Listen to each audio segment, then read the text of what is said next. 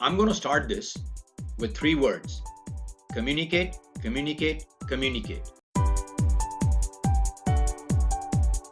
I cannot emphasize more on the importance of communication during this point in time. In an adaptive and improvisation mode and stage, it is extremely critical to actually over-communicate if necessary. Communicate openly and transparently, both with your employees, your teams internally, as well as to your clients, your customers, and your business partners externally.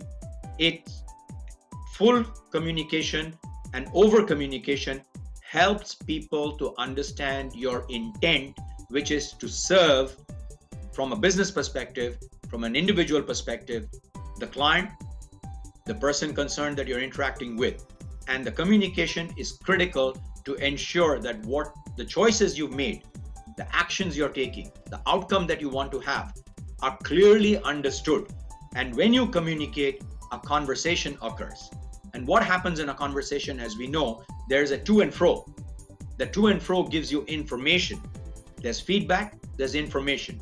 At each stage, as you get feedback and information, you adapt and you go back to delivering till the experience you want your brand and your business to communicate and give and make the employees and the customer feel occurs.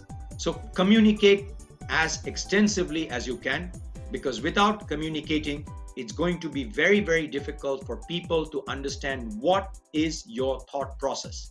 And this brings us to a very critical point where change occurs, you're adaptive, you're looking at improvisation, and by you, I mean you as an individual senior leader, a senior professional, a senior executive, a business owner. But, and a big but, people don't know what is your thought process, which is why I said communicate, communicate, communicate, because until and unless you communicate the thinking, the process that you're going through, people will not be able to understand and comprehend why you are taking the action that you're taking, what is the benefit of the action to them as the recipient of it, and how can they help you or how can they act, which is where the experience bit comes into play, the experience that your business and your brand is delivering. There is an emotional engagement that occurs when you communicate, because in communication, we use words, we use pictures. Whichever way you communicate, through video marketing, like I'm doing right now, I'm communicating using video, my body language, and my words. There are 3 elements over here in trying to make you comprehend the importance of these tips in helping you adapt and improvise to the scenario we are all in and go forward. That's the objective that communication does.